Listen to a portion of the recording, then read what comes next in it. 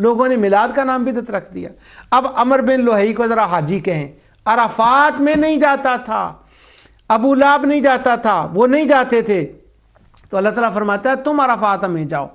अब जब वो अराफात में नहीं गए तो हज कैसा, कहाँ से हज हो गया? कहो ज़रा उनको हाजी।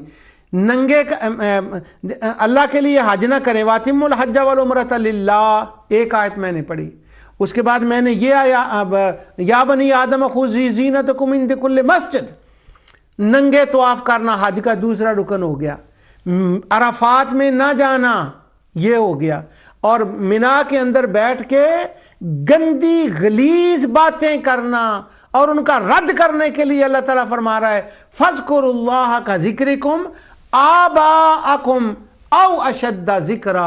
अल्लाह ताला ने फरमाया वहां बाप दादे का जितना तुम जिक्र करते हो उससे ज्यादा अल्लाह ताला का जिक्र किया करो।